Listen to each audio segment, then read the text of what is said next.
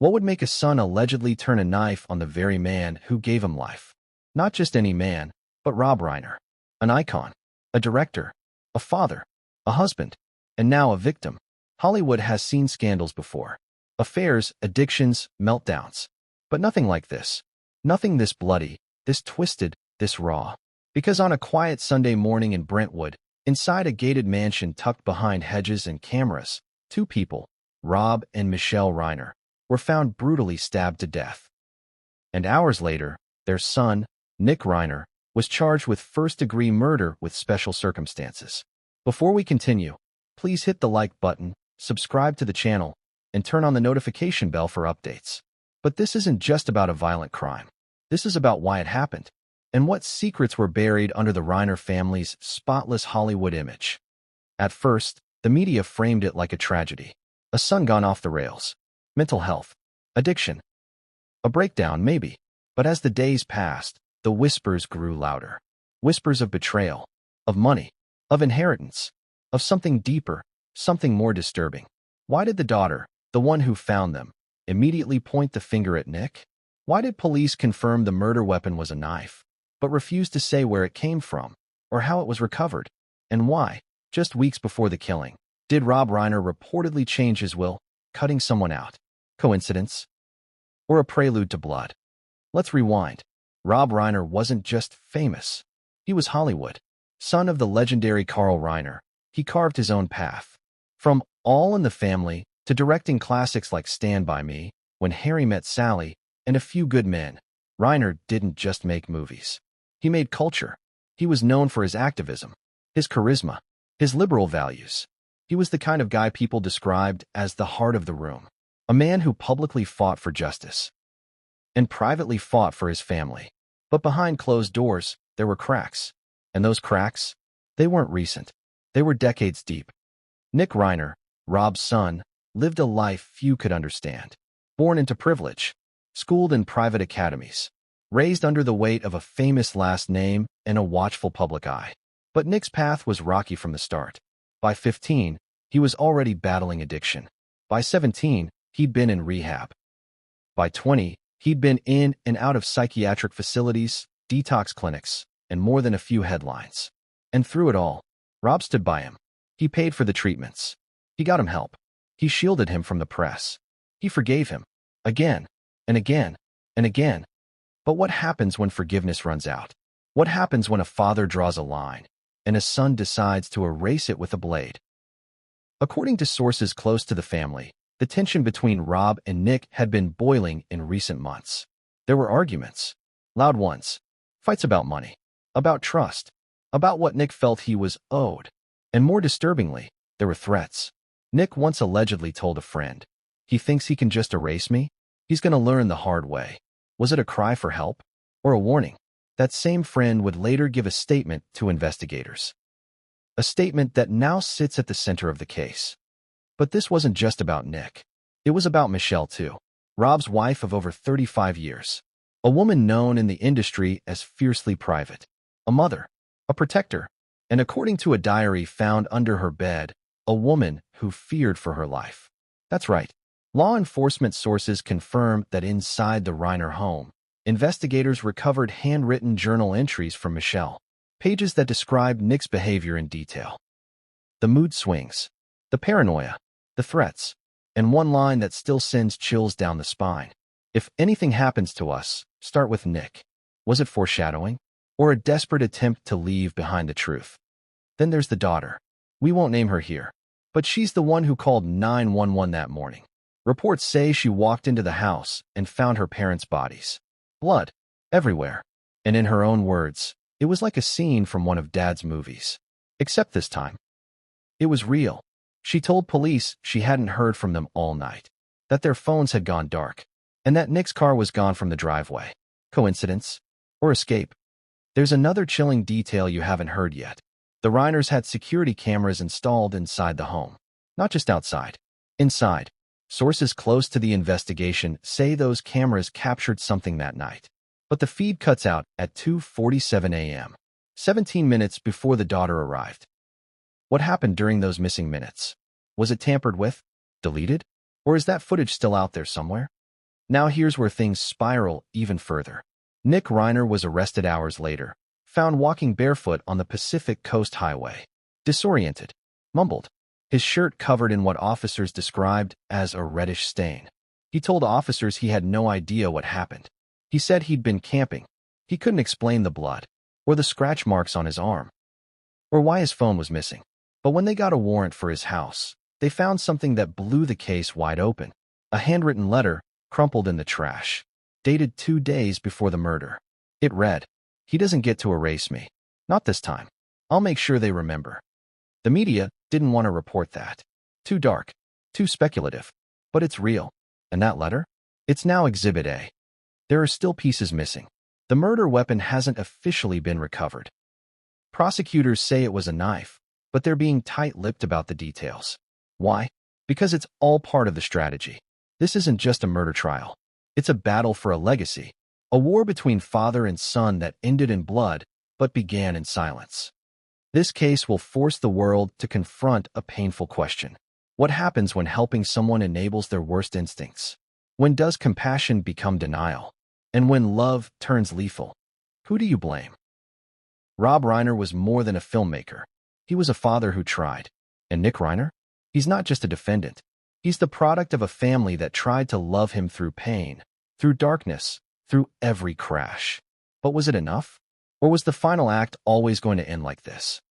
Because when police reviewed the final voicemail Rob left Nick, it wasn't angry. It wasn't a threat. It was a plea. A father's voice. Tired. Sad. Quiet. He said, "I love you, Nick. But I can't save you anymore." That voicemail may be the last thing Rob Reiner ever said to his son. And Nick? He never responded. Instead, he may have responded with silence. And a knife. What really happened inside that Brentwood mansion before dawn broke? Who was the last person to see Rob and Michelle Reiner alive? And why did the family's home security footage, known for its ironclad reliability, cut out just when the horror unfolded? You're about to hear what investigators found. But I warn you, it's not just tragic. It's haunting. Because this wasn't a random break-in. It wasn't impulsive. And it wasn't clean. It was brutal. It was intimate. And according to one responding officer, it looked like a scene from a psychological horror film. But here's the question you need to ask yourself. Why would someone want them to suffer? It began like any other Sunday morning in Brentwood. The street was quiet. The hedges were perfectly trimmed. Birds chirped, joggers passed, sprinklers hummed. The Reiners lived in a sprawling 2-story estate with towering windows and a private security gate. It was a symbol of success, stability, Hollywood power. But inside that house, something was wrong. Terribly wrong. According to reports, their daughter, who had been staying with a friend overnight, returned home at 6:52 a.m. She noticed the front gate was unlocked. Odd. Her parents were meticulous about security. Still, nothing looked disturbed from the outside. No broken glass. No tripped alarm.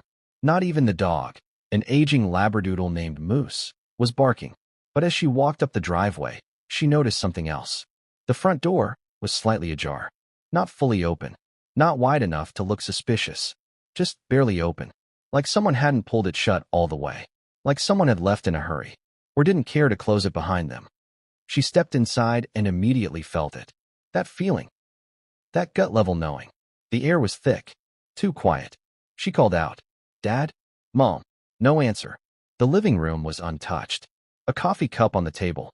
A throw blanket. One of Michelle's scarves folded neatly on the arm of the couch. She moved toward the hallway, where her parents' bedroom was. That's when she saw the red. It began as a trail. Tiny dots on the hardwood floor, leading from the hallway to the edge of the kitchen. Her first thought? Moose had hurt himself. But the closer she got, the thicker the trail became. The dots turned to smears. The smears turned into dark pools. And then she saw them. Rob was face down at the base of the stairs. One arm twisted unnaturally. A wound in his back so deep, it had gone through the shirt and left a wide tear in the fabric. Michelle was slumped against the wall a few feet away. She was holding her side. There was blood on her hands. On her shirt. Her face was frozen in a look of disbelief. And on the wall next to her, written in a messy, almost frantic line, "Remember me." The daughter screamed. And somewhere in that moment, according to her statement, she dropped to her knees and reached for her phone, her fingers shaking too much to unlock it the first time. The 911 call came in at 6:56 a.m. The dispatcher said the voice was breathless, confused, sobbing. "I think they're dead," she said. "There's blood everywhere. Oh my God, they're not moving." Police arrived within 6 minutes, and what they found confirmed her worst fears. It was a double homicide. Stabbing. Multiple entry wounds on both bodies. No signs of forced entry. No signs of a struggle in the living room. It was surgical. Fast. Targeted. According to coroner reports leaked to the press, Rob Reiner was stabbed 7 times. Michelle Reiner, 4. 2 of Rob's wounds were to the back. 1 pierced his lung. Michelle had defensive wounds on both arms. She had tried to fight back. That much was clear. But here's what wasn't clear. Where was the weapon? The police found no kitchen knives missing. No blade on the scene. No signs of a discarded object in the trash or surrounding area. And yet, blood spatters on the wall, the floor, the stairs, indicated that the weapon used was sharp, narrow, and long. A blade designed not for quick death, but maximum damage. When pressed at a media conference, lead investigator Hockman confirmed, yes, a knife was used. But as to where and how the weapon was located, or will be located, that will actually be evidence we'll present in court. Translation? They know more than they're letting on, and they're saving the reveal for trial. But the most chilling detail? That message on the wall. "Remember me." Written in what police believe was Rob's blood. No fingerprints. No smudges. It looked like it had been written with the killer's fingers themselves. Which means whoever did this wanted to be remembered. Wanted to be seen. Wanted to leave a signature. That's not a crime of passion. That's performance. And here's another strange piece. Police immediately checked the security system. The Reiners had a full setup, indoor and outdoor cameras, motion detectors, the works. Footage showed Rob and Michelle entering the house at 9:42 p.m. the night before. A delivery driver dropped off food at 10:13 p.m. and left. At 11:04 p.m., the lights went off in the master bedroom. Then, at exactly 2:30 a.m., the system showed a figure entering the home through the side entrance. The person was wearing black, face partially obscured. Police believe this person knew where the cameras were, how to avoid them, because by 2:47 a.m., the feed cuts out. 17 full minutes of blackout. And at 3:04 a.m., the feed comes back on. But by then, the killer was gone. No exit captured. No vehicle. No one walking down the street. Just silence. Whoever did this knew the Reiner house. Knew the layout. Knew how to bypass the cameras. Knew where they'd be sleeping. And based on the precise timing, knew exactly when to strike. That doesn't scream random. It screams planned. The lab results are still sealed, but sources say one detail from the autopsy stood out. Both victims were killed while facing the attacker. There was no ambush. No surprise. They saw their killer coming. And for at least a few seconds, they knew what was happening. Can you imagine that? Looking into the eyes of someone you love and realizing they're about to end your life? That kind of betrayal doesn't come from a stranger. It comes from someone who once called you family. By 9 a.m., the Reiner residence was swarming with forensic teams. Yellow tape wrapped around the gates. Paparazzi gathered outside. Reporters whispered rumors. And inside that house, investigators found something else. Something not released to the public until now. A single glass. Left on the kitchen counter. Lipstick smear. Ice cubes still half melted. A second glass, missing. Indicating what? 2 people drank that night. One stayed. One left. And the one who stayed didn't walk out the front door. But the biggest question remained. Where was Nick? That name didn't take long to surface. Police knew about the family's history. They knew about the rehab, the threats, the volatility. And when they tried to contact him, no response. No ping on his phone. No record of where he was between 2 and 6 a.m. By 10 a.m., he was the prime suspect. By 2 p.m., he was found, walking barefoot down the shoulder of the Pacific Coast Highway. Shirt stained, eyes glassy, mumbling something about being lost in the woods. They brought him in. And what he said in that interrogation room, what he didn't say, still baffles detectives. He didn't cry. He didn't ask why he was being arrested. He didn't ask who had been hurt. He simply said, "I told him not to ignore me." That line is now etched into the prosecution's case. Because it wasn't just a murder.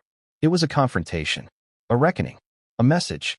But what investigators would discover next, just under Rob Reiner's desk, would turn the entire timeline upside down. And no one was prepared for what it revealed. What kind of person does it take to stab their own parents? Not in a moment of rage, but calculated, deliberate. Rob Reiner wasn't just a victim. He was Nick Reiner's father. And Michelle? She wasn't just collateral damage. She was Nick's mother, the woman who birthed him, held him through detox, sat through his court hearings, wrote letters to judges, pleaded with producers to give her son a second chance. So how does a child grow into someone capable of that level of violence? To understand this story, you have to go way back, before the blood, before the silence, before the Reiner name became synonymous with tragedy. You have to meet Nick Reiner, before the world knew what he'd become. Nick was born into a world most kids only see in movies. Literally, movie sets, red carpets, private jets, celebrity guests at dinner. While most kids were learning the alphabet, Nick was getting bedtime stories from Rob Reiner, the director of The Princess Bride. Imagine growing up in a house where scripts were tossed on the kitchen table, where Tom Hanks dropped by for wine, where everyone knew your name, not because of you, but because of your father. Sounds like a dream, right? But for Nick, it was a pressure cooker. And eventually, it exploded. From early on, teachers noticed something was off. Nick was brilliant, but volatile. One day, he'd charm the entire classroom. The next, he'd flip a desk because someone called him Hollywood baby. He got into fights, picked on younger kids, struggled with authority. But what stood out the most? His rage. It wasn't loud. It wasn't explosive, at least not at first. It simmered. Slow. Icy. Calculated. And when it bubbled up, people got scared. By age 14, he'd already been suspended 3 times. By 15, he was caught with marijuana. That same year, Rob Reiner issued his first public statement about his son. I love Nick deeply. We're working as a family to support him through what we believe are normal teenage struggles. But they weren't normal. Because a few months later, Nick was admitted to his first inpatient rehab facility. Not for marijuana, for opioids. It was a secret, of course. The Reiners didn't want the tabloids getting wind of it. They flew him out of state, used a fake name, paid cash, tight circle only. But secrets like that don't stay buried forever. Especially when they involve the son of one of the most powerful men in entertainment. By the time Nick was 17, whispers had turned into blog headlines. Reiner's son in rehab? Hollywood heir has meltdown at exclusive school. And yet, behind closed doors, Rob Reiner was doing what most fathers would do. He tried to save him. Friends say Rob visited every Sunday, sat with him through therapy, hugged him even when Nick refused to speak. He gave him chance after chance. And when Nick relapsed, Rob paid for another facility, and another, and another. It became a cycle. Rehab, recovery, relapse, rage. The problem wasn't just addiction. It was entitlement. A toxic combination of I deserve this, and you owe me. In 2012, Nick was arrested for possession of heroin in Santa Barbara. It didn't make national news. Because Rob pulled strings, got him out on a deferred sentence, paid for counseling. But insiders say that's when the relationship started to fracture. Rob began setting boundaries. He reportedly told Nick, "You have to want to live, or you're not welcome in this house." Michelle, on the other hand, was softer. She baked for him, brought him books, always believed he was still in there somewhere. But even she couldn't ignore what was happening. Because that same year, Nick allegedly told a therapist, "Sometimes I think they'd be better off without me. But sometimes I think I'd be better off without them." In 2014, something changed. Nick went quiet. No arrests. No scandals. He even co-wrote a semi-autobiographical film, Being Charlie, about a teenager struggling with addiction. Rob directed it. They promoted it together. Smiled for cameras. Told the press, "We've healed. This is our family's story." People believed them. Because they wanted to. But according to someone on set, the smiles were a mask. Behind the scenes, Rob and Nick fought constantly. Over dialogue. Over control. Over the past. One crew member remembers Rob yelling, "I'm still your father," and Nick snapping back, "No, you're just the guy who buys me out of trouble." They were spiraling again. Only this time, they were doing it under the spotlight. After the film flopped, Nick disappeared again. Friends say he moved to Malibu. lived off a trust fund, started dabbling in conspiracy forums, got obsessed with legacy and money. He wanted control over the Reiner estate. He wanted credit for surviving. But he wasn't surviving. He was deteriorating. One friend, who requested anonymity, said he started talking like he was the victim, that his parents owed him more than love, that they kept him alive so they wouldn't look bad, that he was their PR project. Let that sink in. He saw survival as manipulation. By 2022, the Reiners had reached a breaking point. According to legal documents filed in probate court, only now unsealed, Rob began restructuring the family trust. And Nick was getting cut out. Sources say it wasn't just about money. It was about protection. Rob and Michelle had grown afraid. They installed new locks, cameras, changed alarm codes. Rob even wrote a letter to a friend, stating, "I don't know who Nick is anymore, and I'm terrified that if we don't act soon, he'll destroy what's left of this family." That letter is now evidence. It shows premeditation, fear, and a father who, despite everything, still wanted to believe his son could be saved. But Nick wasn't interested in redemption. In late 2023, he showed up unannounced at the Reiner estate. Security footage, now part of the investigation, shows him pounding on the front gate at 3 a.m., yelling, "I want what's mine." Rob refused to press charges. Michelle begged him to reconsider. But Rob said, "He's still my son." That choice may have cost him his life. Because 2 weeks before the murders, Nick did something unthinkable. He contacted the family's estate lawyer, tried to impersonate Rob, asked for access to financial records, drafts. The lawyer immediately reported it to Rob, who, according to sources, finally told Nick, "This ends now. You're out." Those were the last known words exchanged between father and son. 2 weeks later, Rob and Michelle Reiner were dead, stabbed, alone, in their own home. But here's where it gets even more chilling. Inside Nick's apartment, raided after his arrest, detectives found a notebook full of erratic scribbles, manifesto-style entries, phrases like, "Blood remembers," "They erased me first," "Make them feel it," "Last chapter coming soon." The last page simply read, "He had a pen. I have a knife." A metaphor? Or a confession? We don't know. Not yet.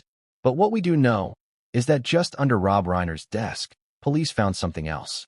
A digital recorder, still running, and on it, Rob's final monologue, a message to his son, one that was never meant to be heard by the world. But soon, it may be played in court, and what's on that tape could change everything. How many warnings does a family ignore before it all collapses? How many red flags have to wave before someone finally admits something's not right? For the Reiners, the public facade was pristine. Sunday brunches in Malibu, charity galas in Beverly Hills, smiling photos with industry legends. But behind those smiles was a family teetering on the edge. Not from scandal, from fear. This chapter isn't about one explosive event. It's about the slow, suffocating erosion of trust. The kind of tension that simmers for years until it detonates. So the question is, what went so wrong inside the Reiner home that murder became the end of the story? Let's go back, way back. By 2016, the Reiner family was operating on 2 timelines. Publicly, they were promoting Being Charlie, their redemption story. Rob directed, Nick co-wrote. Interviews were full of words like healing, journey, and forgiveness. They sat side by side on panels, smiled on the Today Show. Nick even told Variety, "This film was a way to reconnect with my dad. It saved our relationship." But behind closed doors, they were barely speaking.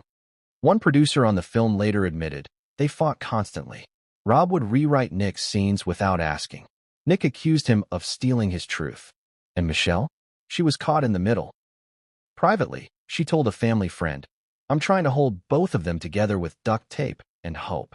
That quote now feels like a prophecy. Things got worse after the film flopped. The reviews weren't terrible, but they weren't great. The box office was disappointing. Nick spiraled, started missing meetings, vanished for days, blamed Rob for ruining the film. He said Rob didn't let him tell his real story, that Rob sanitized it.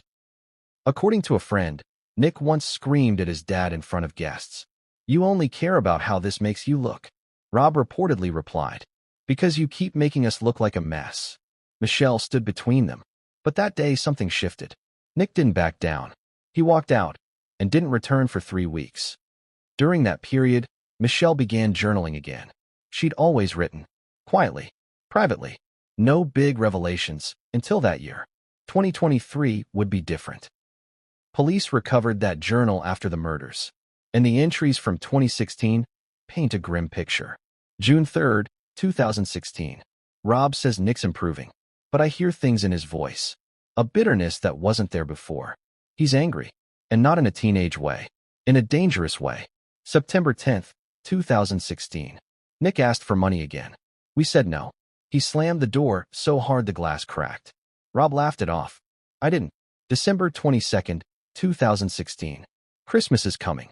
Rob wants the whole family together. I'm scared to have Nick back in the house. That's not a mother writing in anger. That's a mother writing in fear.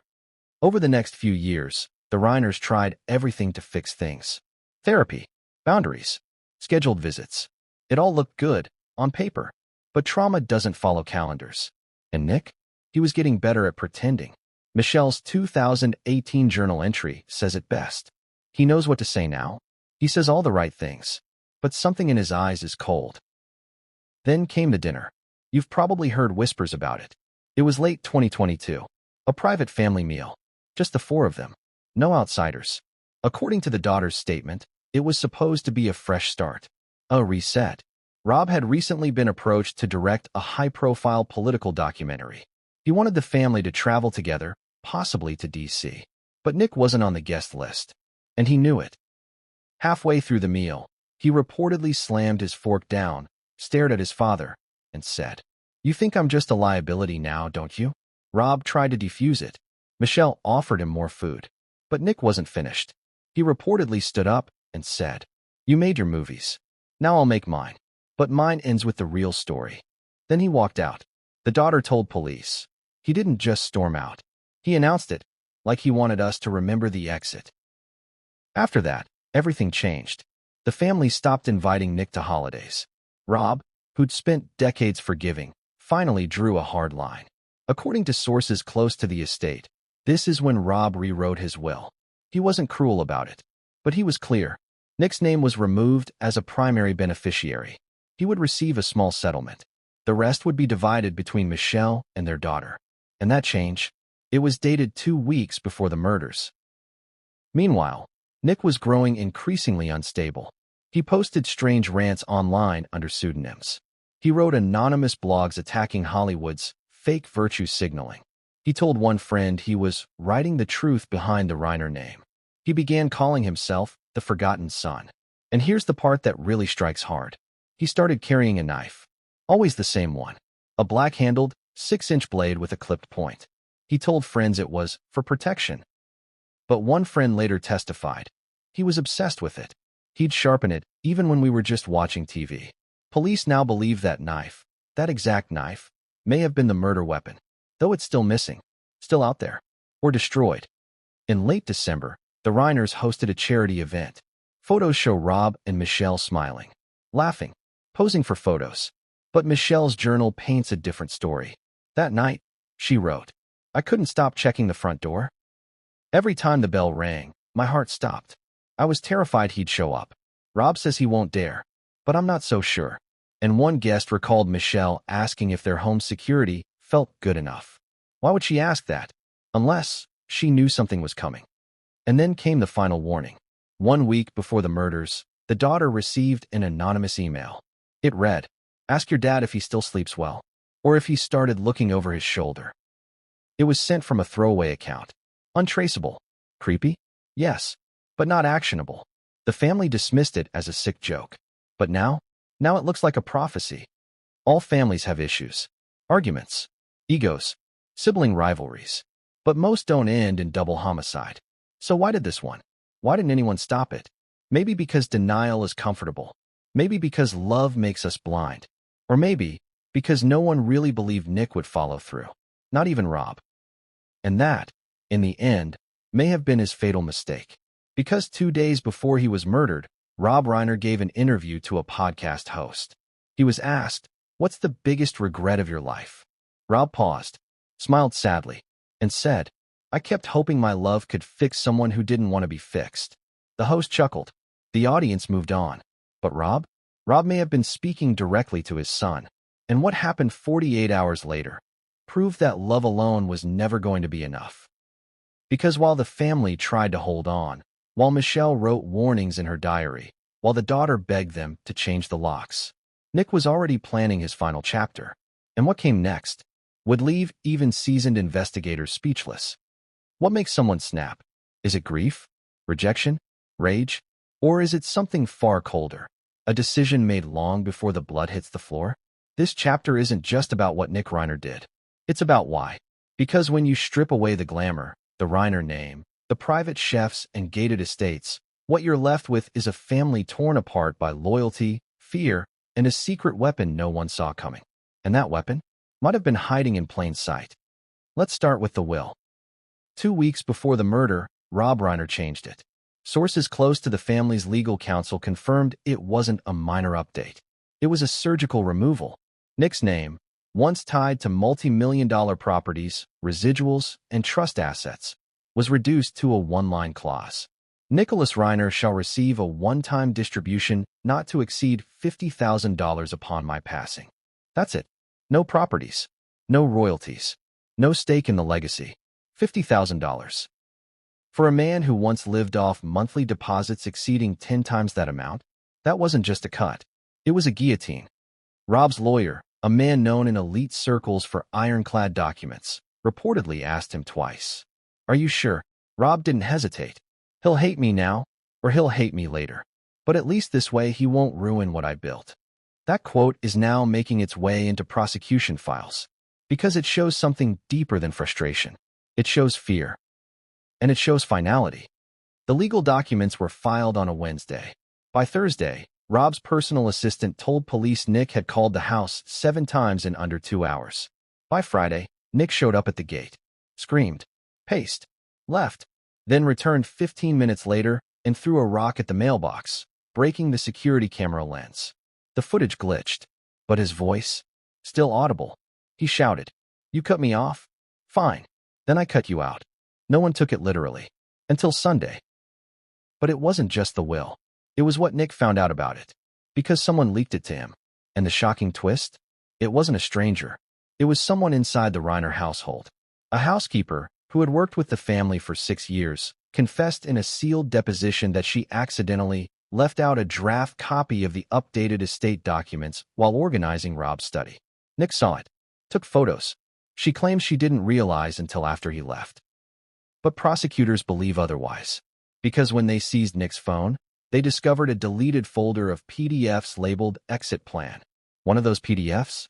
A scan of the updated will, timestamped 2 days before the murders.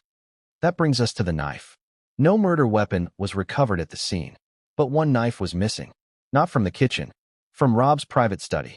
See, Rob Reiner was a collector, not of action figures or baseball cards, but of antique political memorabilia and rare historical artifacts.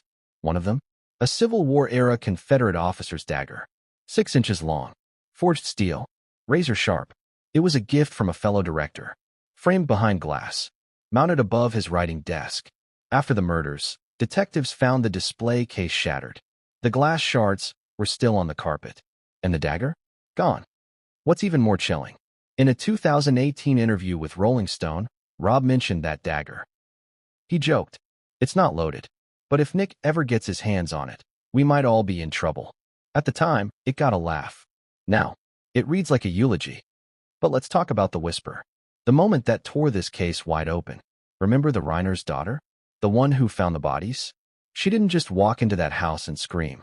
She heard something first. She told police, "I thought I heard Mom whisper my name." She walked in. Silence. Then, a faint gasp. A word. Run. That single word may have saved her life. Because police believe Michelle was still alive, barely, when her daughter entered the house. And her final act was to warn her child, to get her out, before Nick came back. It gets darker. In Michelle's journal, one entry stands out, dated just 6 days before her death. Nick said something last night I can't shake. "If I don't get what I'm owed, I'll make sure none of you do either." He smiled when he said it, like it was a joke. but I didn't laugh. That entry is now being used by the prosecution to establish premeditation. Because this wasn't a crime of passion. It was a plan. You want more evidence? Try this. Nick's browser history, recovered after his arrest, showed the following searches. Inheritance law: California, disinherit adult child. How long does it take to bleed out from a stab wound? Can deleted files be recovered from iCloud? How to disable home security cameras remotely. Every one of those searches happened within 72 hours of the murders. He wasn't spiraling.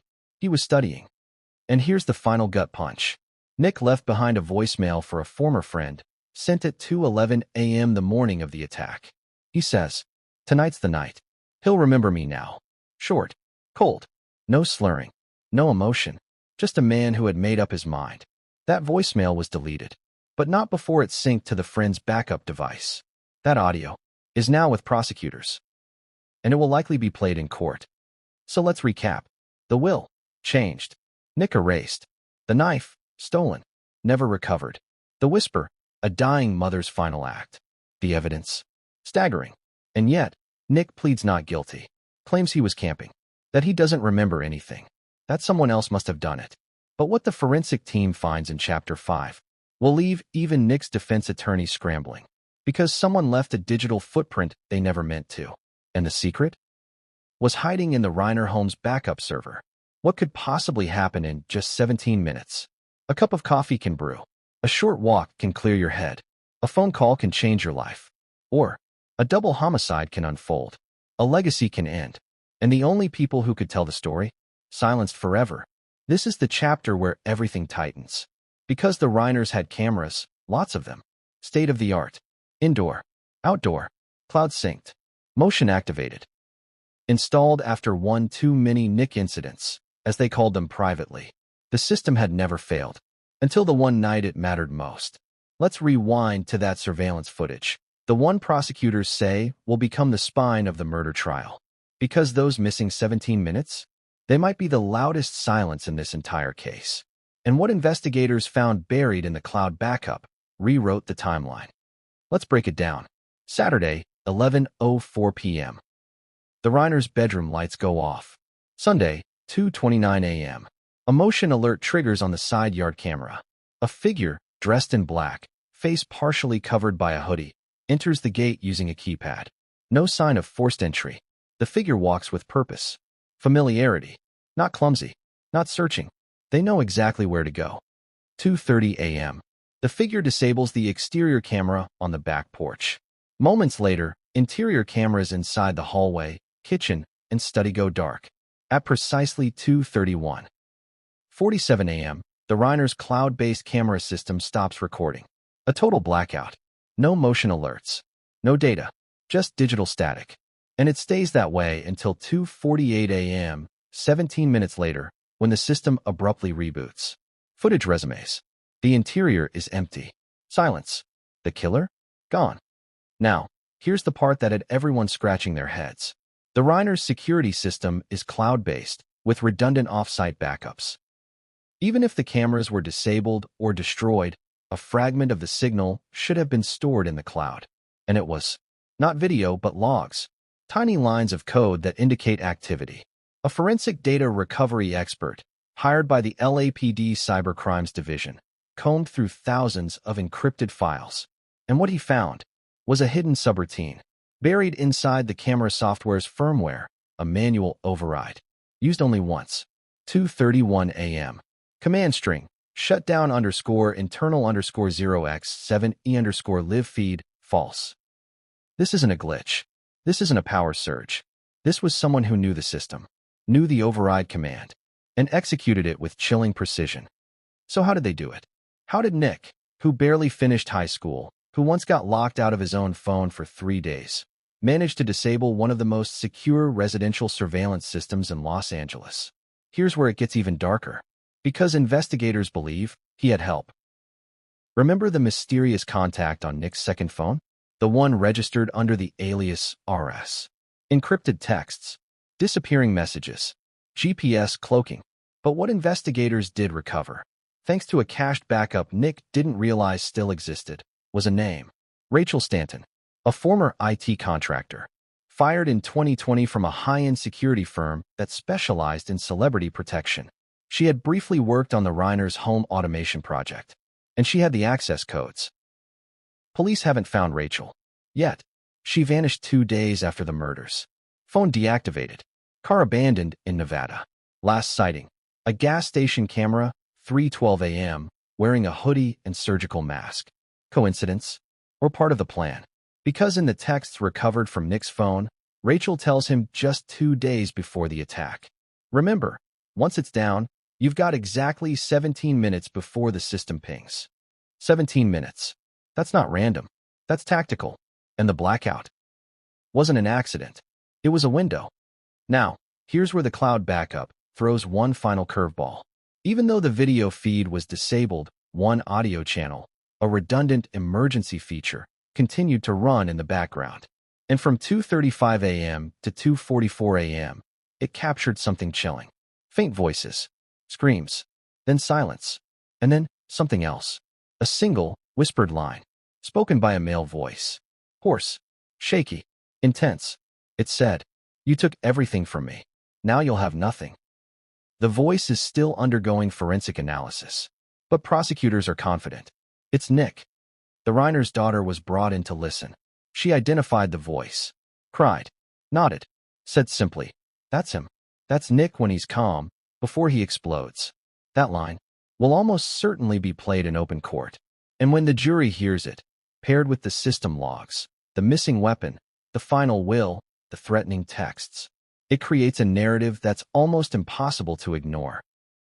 But wait, there's more. Because the security team found a second layer of data. Inside the hard drive of the Reiner family's smart hub, buried in the metadata, was a list of recent connections.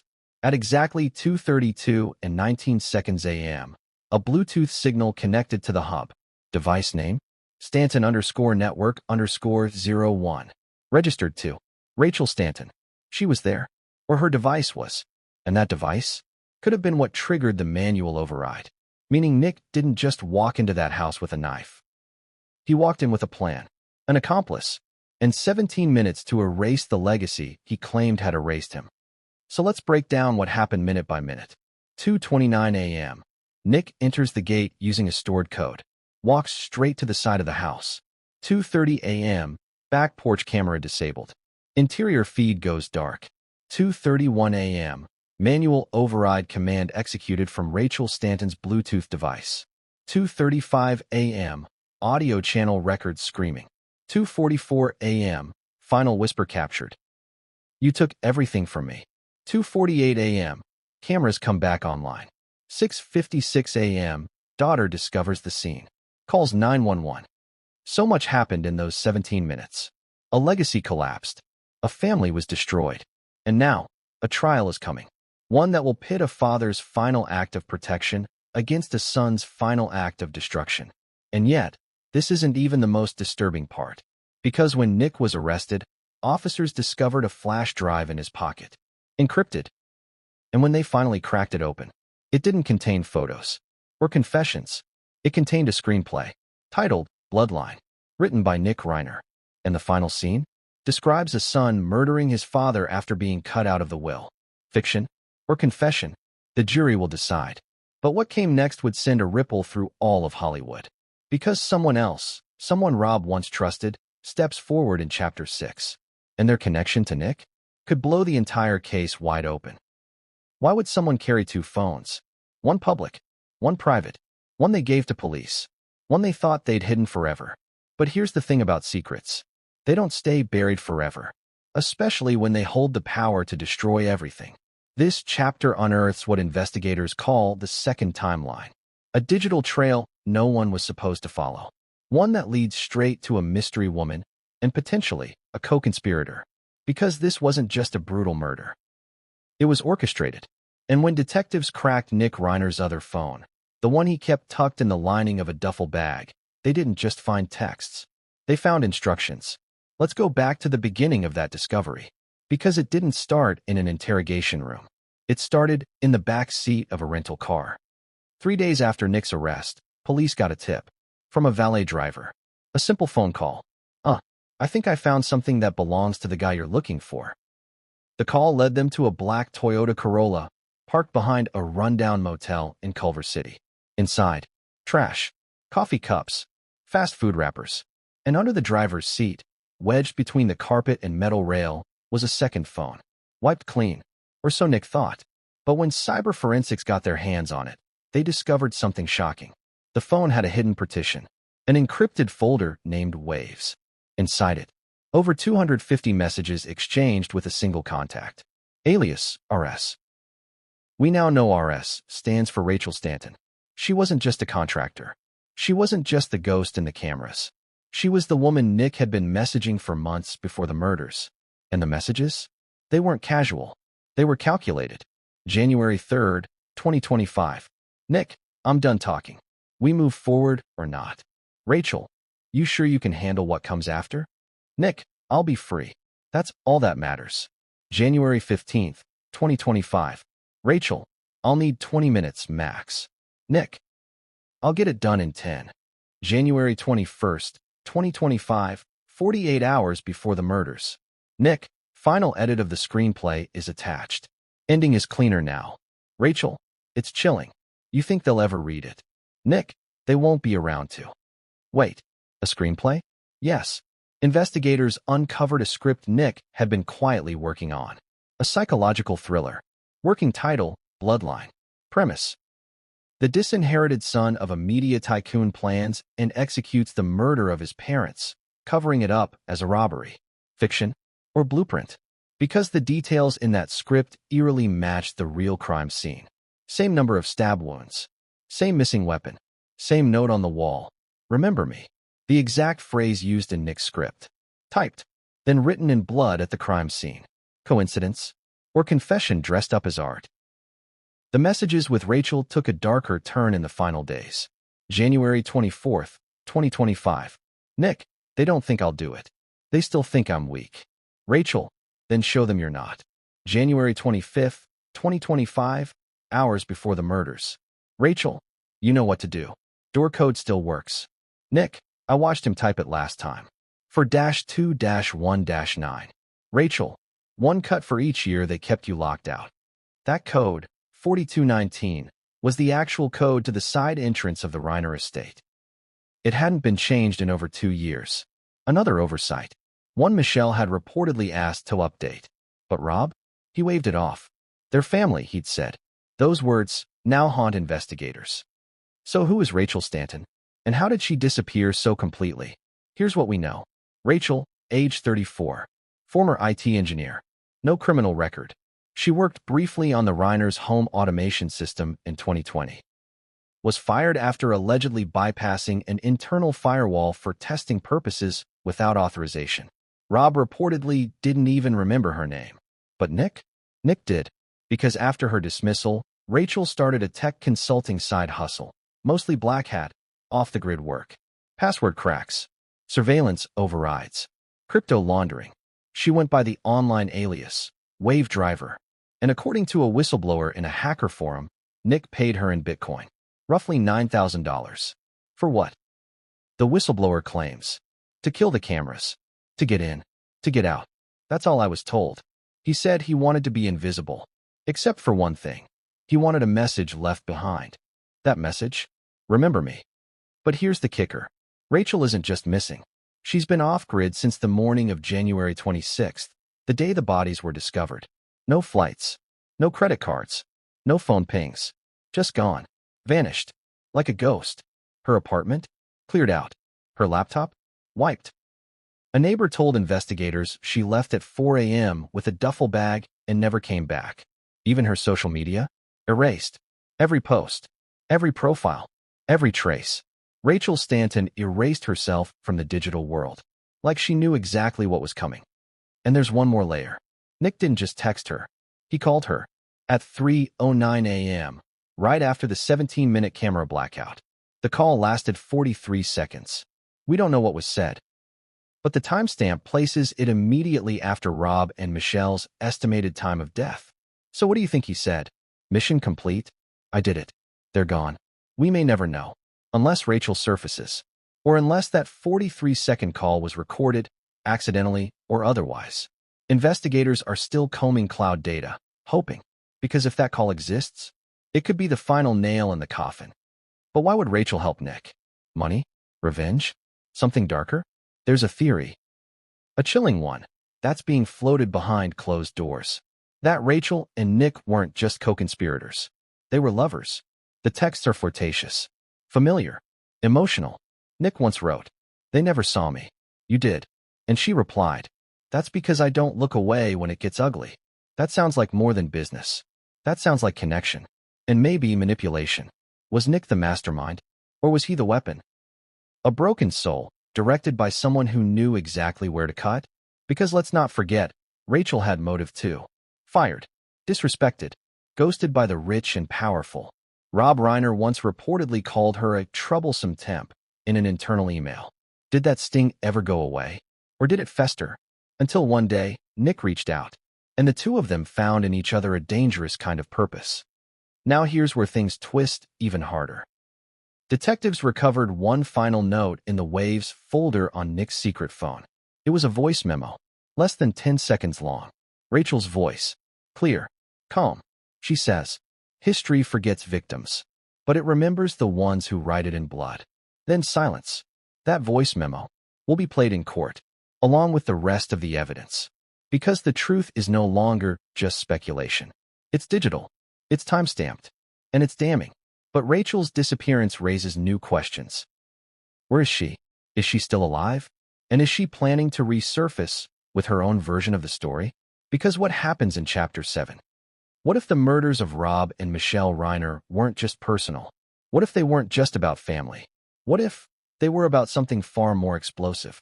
This chapter cracks open the whispers, the ones that started hours after the news broke. Because Rob Reiner wasn't just a filmmaker. He was a power broker. A political heavyweight, a man who knew where the skeletons were buried, and who had the camera crews to dig them up. And shortly before his death, Rob was deep into something. Something secret. Something that, according to those closest to him, could have rocked the foundations of both Hollywood and Washington, D.C. They say he was working on a documentary. But not just any documentary. It was codenamed The System.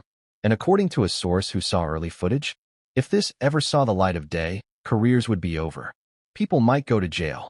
Now the big question, did someone kill Rob Reiner to stop that documentary? And if so, was Nick Reiner just the knife? Not the hand that held it? Let's rewind. In late 2024, Rob Reiner reportedly began assembling a small team of researchers and investigative journalists. He told them the mission was simple. "I want to show how the machine really works." That machine? Hollywood's golden handshakes. Politics behind the camera. The hush money network, the connections between elite media figures and deep-pocketed political operatives. This wasn't a passion project. This was a ticking bomb. Emails from Rob, obtained by investigators, reference interviews lined up with whistleblowers, studio executives, former lobbyists, even a high-ranking aide from a California senator's office. And one name kept appearing in his internal notes. Echelon Partners, a private intelligence firm, allegedly tied to multiple smear campaigns. Rumors suggest Echelon provided background intel used to kill exposés before they aired. They didn't just erase scandals. They erased the people willing to talk. And Rob wanted to expose them. But here's where it gets chilling. Just 5 days before his murder, Rob sent a message to a longtime colleague, a director, someone close, someone trusted. The message read, "If anything happens to me before this drops, it wasn't random. It was retaliation." That colleague, none other than Ron Howard. Yes, that Ron Howard. And what Ron did next stunned even law enforcement. He came forward, voluntarily, sat down with investigators, and told them everything. Ron Howard told detectives Rob had grown increasingly paranoid. He kept files in a fireproof lockbox, used burner phones, was reluctant to use email. He even told Ron, "I don't think they'll come after me directly, but if they could use someone close to me, they might." Did Rob know something was coming? Or was it just paranoia? And what about that someone close to him? Was he talking about Nick? Was he already suspicious? Let's look at what the System documentary was trying to expose. Leaked documents suggest 3 major themes. Studio blackmail operations, including NDAs, hush payments, and private investigators hired to silence abuse allegations. Political money laundering through film projects, tax credits used as cover for moving dark money between super PACs, digital surveillance of whistleblowers, software deployed to track dissenting employees or activists through fake accounts. Rob allegedly had proof of all three, and he planned to name names. This wasn't gotcha journalism. This was a strategic, cinematic detonation. And the people he was targeting? Powerful, dangerous, untouchable. So how does this connect to Nick? Here's where things twist. Investigators now believe that Nick found out about the system. Why? Because of a single, unintentional leak. A researcher on Rob's team, someone Nick had once briefly dated, texted him after a party. The message, recovered from Nick's second phone, reads, "Your dad's about to make enemies. This doc is heavy." She thought it was innocent. Nick didn't. In his next message to Rachel Stanton, he wrote, "He's risking everything. Even us." Rachel responded, "Then maybe it's time someone shut it down." That message was sent 10 days before the murders. Coincidence? Or call to action? There's more. After Rob's death, his office was sealed. Standard protocol. But when the team finally entered to secure his belongings, the hard drive containing all drafts of the system? Gone. No backup. No notes. No interview files. Just gone. Even more strange, the lockbox Rob had once told Ron Howard about, the one containing whistleblower identities, also missing. The only people with access? Rob, his assistant, and Nick. Because even after all the estrangement, Rob still allowed Nick into the house using an old key code. One that hadn't been changed in over a year. Just like the camera system. Just like the garage. Too trusting? Or a fatal oversight? Insiders believe the system may have triggered everything. That Rob's decision to expose something larger made him a target. That someone, maybe Rachel Stanton, maybe someone higher, saw Nick as the perfect weapon. Unstable, angry, easily manipulated. All he needed? A push. Nick's private writings, found on his encrypted flash drive, offer further clues. In one note, dated 3 days before the murders, he writes, "He built an empire off truth, but he never told mine. He's choosing strangers over blood. Fine, I'll give the world a story they'll never forget." Sounds poetic, but when paired with the timeline, it reads like motive. And what about Rachel? Where did she go? Some investigators now believe she was paid to disappear. By who? We don't know. But her former employer, the cybersecurity firm she was fired from? Turns out they were contracted by Echelon Partners, the same firm Rob was about to expose. The threads are tightening. The circle is closing. And if this theory proves true, it would mean that the murders of Rob and Michelle Reiner weren't just the tragic fallout of a broken family. They were a message to anyone thinking of pulling back the curtain on the machine. But one final twist remains. Because shortly after Ron Howard's statement to police, he received an anonymous envelope. No return address. Inside, a thumb drive, encrypted, labeled only. The system/rough cut/final eyes only. He turned it over to police. And according to those who viewed it, it's explosive. Footage of whistleblowers. Internal memos. One particularly damning interview with an unnamed executive who says, "If Reiner drops this, someone's gonna burn him down." That's the quote investigators are now focusing on. And the timing? That interview was recorded 4 days before Rob's murder. The timeline fits. The motive is plausible. And the stakes? Unimaginable. So let's ask the question again. Was Rob Reiner killed because of family drama? Or because he was on the verge of exposing a billion-dollar system of corruption, silence, and abuse? And if that's true, then maybe Nick wasn't the only one holding the knife. Because what gets uncovered in Chapter 8 goes back further than anyone imagined. To a place Nick said he'd never return to. A rehab facility. With a history. And a buried body. Can you really rehabilitate someone who doesn't want to be saved? Can you heal someone who's turned their pain into a weapon? And what happens when the place that's supposed to fix you becomes the setting of your darkest secrets? Nick Reiner had been to more rehab centers than he had real friends. But there was one facility, the one no one in the family ever wanted to talk about. A place nestled in the hills of Ojai, California. A place called Clear Path Recovery Ranch. On paper, it was paradise. Private chefs, equine therapy, trauma-informed yoga. Hollywood elites sent their sons and daughters there to get better. or at least to keep them out of the tabloids. But in reality, it was chaos.